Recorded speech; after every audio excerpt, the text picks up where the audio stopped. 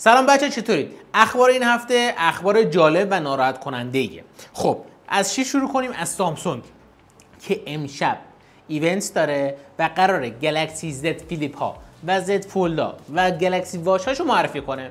آقا این لیک هایی که شده نشون میده که سامسونگ گلکسی فلیپ 7 و 7 یعنی فولد 7 پردازندشون خب اسنپ دراگونه که خوبه، باتریشون ضعیفه. آخه 4400 به کجای من میاد و نازکه. این قضیه نازک بودن رو من بدونم کی تو دل سامسونگ گذاشته، من واقعا نمیدونم، یعنی واقعا عجیبه. کاری ندارم، بگذاریم. و این زد فولد امشب معرفی میشن ساعت 8:30 اگه اشتباه نکنم به وقت ایران، و دیگه چون امروز ما ضبط داریم دیگه کارش نمیشه کرد متاسفانه، جزئیات دقیقی ازش نداریم. ولی خب احتمالاً دوباره شارژرش همون شارژرهای قدیمیه، نهایت 45 واته که اون خیلی رو اعصابه، کاری به این قضیه ندارم. از طرفی این قضیه باتریش واقعا یکم رو اعصابه. قضیه بعدش اینه که یک سری لیک ها اومده که انگار ساپورت اسپن از روش برداشتن. این نمیدونم چقدر صحت داره، ولی اگر اینطور باشه واقعا این پسرفتی که با اسپن دارن انجام میدن رو این گوشی ها یکم عجیبه، واقعا یکم عجیبه. انشالله که آگاه بشن و حالا ببینیم چی میشه. اپل واچ بخشید گلکسی واچ 8 و 8 کلاسیک و 8 اولترای 2000 یعنی 8 اولترا که نه اولترای 2025 قرار معرفی شه. در کنار اینها که پرازنده سال گذشته است و حالا من خودم ساعته سال گذشته استفاده نکردم. من الان گلکسی واچ 5 دارم، 5 پرو یا 5 کلاسیک فکر کنم پرو اگه اشتباه نکنم، از همین خریدم. و چیزی که هست اینه که الان راه کارمون داره جواب میده، ولی مثلا یه سری ایندکس های جدید رو نداره. ولی این 8 و 8 کلاسیک و 8 اولترا 2025 تقریبا تمامی سنسوراش یکیه، فقط مثلا اولترا تیتانیوم اینا داره، سایزش بزرگتره، 47 میلیمتریه، مثلا کلاسیک 46، نمیدونم 8 43 و 42 داره اگه اشتباه نکنم، حالا عددش هست. ولی بحثی هست این حالا معرفی میشه دیگه، در اصل هنوز معرفی نشده و لیک اینا همه در اصل لیکی که احتمالاً میدونیم درسته. و این سنسورها یکسانه، باتریاشون هم خب فرق داره یکم به خاطر سایزی که دارن و وزنش هم همینطور. ولی چیزی که هست اینه که قیمتش نمیدونم چقدر میشه، قیمتش اگه گرون باشه خب واقعا واچ کلاسیک 8 کلاسیک بگیره خیلی بهتره تا اولترا، ولی خب اگر اولترا خوب باشه واقعا هم دلش میخواد بگیره، کاری بینش ندارم. موردی که هست اینه که یکی بحث مدلای LTE شه که تو ایران اصلا کار نمیکنه متاسفانه. مورد بعدی اینه که سنسورهای ECG و اینا شه که تو ایران هم باز کار نمیکنه. یعنی شما بری از دبی ساعت بخری به احتمال خیلی زیاد ECGش برات کار میکنه و اکانتت باید مثلا مال امارات باشه، یه چنین حالتی. و این نامردیه واقعا. من ناراحتم از این قضیه و نمیدونم چی بگم. گفتم اعلام کنم بهتون دیگه، اگر میخواید بگیرید بدونید که یک سری سنسورش متأسفانه تو ایران کار نمیکنه. حالا به چه علت معلوم نیست، ولی امیدوارم که رفع بشه این قضیه. یعنی واقعیتش دنبال این نباشیم که دنبال راه فرار باشیم، نمیدونم روتش کنیم، چی بریزیم روش، نمیدونم کرکش کنیم، پروکسی بزنیم این چیزا، ولی بایستیم این آدم بیاد و استفاده کنیم، چون بالاخره خوبه دیگه. میگه نوار قلب مگه چیه؟ مثلا این نوار قلب هم میگیره دیگه. حالا بگو 100% اکیور نباشه، 99% اکیور باشه، واسه بالاخره کسی که خدا نکنه تو خواب سکته بزنه به کارش میاد. البته حالا سکته رو تو نوار قلب نمیتونه بزنه تو خواب، ولی کاری نداری. ولی خب ایندکس جدیدتری داره که منو مجاب میکنه که شاید بگیرم و ببینیم چی میشه. بعد این قضیه که چیپ مال سال قبل رو آقای شادان گفته، یعنی شادان عزیز گفته و چیزی که هست اینه که آقای شادان غمگسار که شادان اینو متذکر شد، یکی ریپلای بهش داد داداش چی میگی؟ اپل واچ 3 ساله داره این کارو میکنه. حالا کاری نش ندارم، تیکه جالب بود. ولی خب اپل واچ هم سری 1 2 3 اگه اشتباه نکنم چیپاش خیلی یکسان بود. البته دو سریش که میدونم چیپش یکسان بود، حالا اینکه کدوم سریا بود یادم نمیاد که وقت اشتباه نگم بهتون، ولی این مورد بود که خب خیلی جالب بود. از این سامسونگ بگذریم. ناتینگ فون هم که معرفی شد، احتمالاً توی نیوز قبلی توی پادکست شنیدید، ولی بحثی که هست این ناتینگ فون 3 خب گوشی جالبیه، وای فای 7 داره، خب خیلی خوبه. الان درسته که ما روتر وای فای 7 خیلی کم داریم تو ایران، ولی بالاخره وقتی بیاد دیگه شما کاب ماب دیگه استفاده نمی‌کنید واقعا. یعنی نیاز روزانه‌تون رو تکمیل میکنه. اون گیمرایی که خیلی خواستن هم احتمالاً اوکی باشن. بلوتوث 6 داره. ببین ما بلوتوث 53 و حالا 54 بودیم تو بیشتر گوشی‌ها، الان دیگه بلوتوث 6 مده. اگه 6 نباشه مثلا کنسله. ولی خب چیزی که هست اینه که پرازندش 8S جن 4 که خب اگه الیت بود خیلی بهتر بود، کاری بهش ندارم. شارژش هم 65 واته. بعضی از شرکت‌ها مثل سامسونگ یاد بگیرن و اپل البته حالا این گوشی پرچم‌دار حساب میشه گفت دیگه، ولی خب در کل بس کسی اینه که حداقل سرعت شارژش بالاست و باتریش هم سیلیکونیه، سیلیکون کربونه که واقعا به نظرم خیلی خوبه.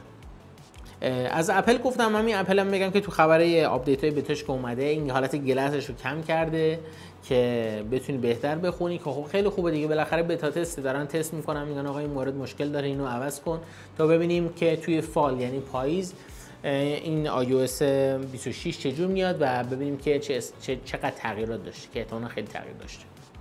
گروک 4 قراره دوباره همین فردا، نه پس فردا 6 صبح، یعنی فردا 6 صبح به وقت تهران معرفی بشه. حالا گروک چرا مهمه؟ خب گروک که میدونید مال هوش مصنوعی که ایلان ماسک از توییتر به وجود آورده و تا گروک 3 خیلی جالب تر بود. کسایی که تلگرام پریمیوم دارن میتونن از گروک استفاده کنن. این نکته خیلی جالبیه که شاید خیلیتون ندونید، استفاده کنید حتما. و بحثی که هست اینه که گروک 4 احتمالاً آپدیت خیلی جذاب‌تری باشه از گروک 3 چون بالاخره یه عدد بالاتر برده. حالا ببینیم چی اضافه میخواد بکنه.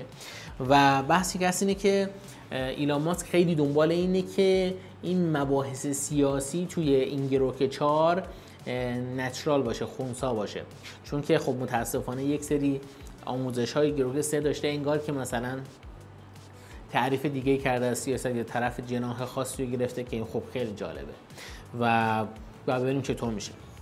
خب یه خبرم از اتحادیه اروپا داریم که یوبی سافت و انگار چند تا شرکت دیگه اومدن گفتن که آقا وقتی ما یه بازی سرورش دیگه قطع میشه و دیگه کار نمیکنه، شما باید بازی رو پاک کنی و اگر دیسکش هم داری دیسکش رو بشکنی. حالا نه که اینقدر واقعا بشکنی، ولی خب دست اینجاست که دیگه به استفاده نشه.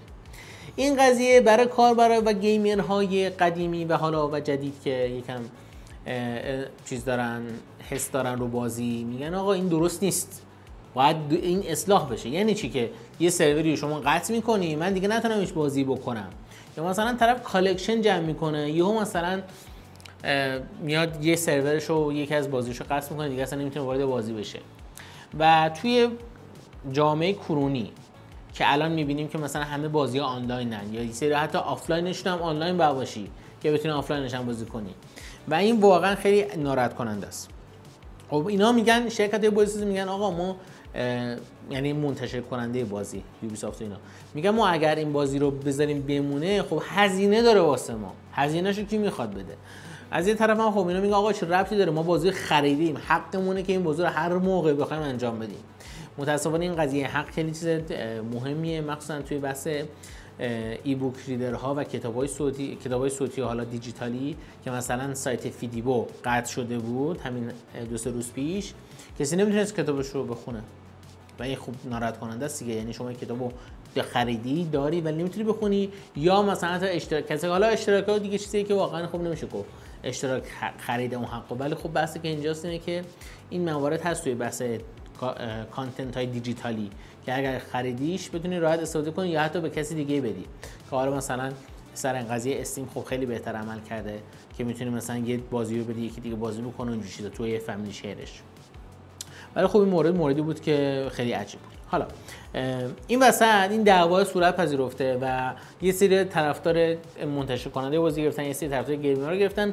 نمیدونم جوابش آخر چی میشه، ولی بحثی که هست اینه که اگر شما روی مورد حساسی میتونید این حالا امضا جمع کردنشون رو ادامه بدید و پیگیر بشید. ولی خب قطعا تو ایران ما دردسرای دیگه‌ای داریم واسه این قضیه، یعنی اصلا کلا اینکه بازیمون رو بتونیم استفاده بکنیم یا نه چون اصلا شاید اینترنت نداشته باشیم و تازه الان یکم اینترنت داره بهتر میشه که بتونیم نفس بکشیم. بگذاریم این موردی بود که گفتم بهتون بگم.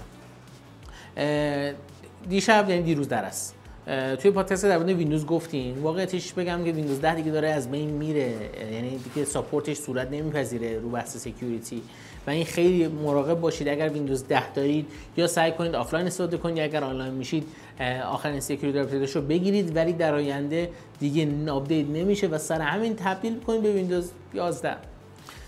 یه دور ویندوز 11 با اینکه میدونم خیلیاتون ویندوز 10 بیشتر دوست دارید، ولی خب ویندوز 11 خیلی بهتره از نظر اینکه اگر سی پی یو تون اینتلی باشه پردازنده‌های افیشنس کورت بهتر کار میکنه و خب بالاخره یکم بهینه‌تره، ولی خب ویندوز 11 خودش دردسر خودشو داره که واقعا نمیدونم چی بگم و چیزی ندارم واقعا توی مورد بگم. ولی این مورد بود. این اخبار این هفته بود.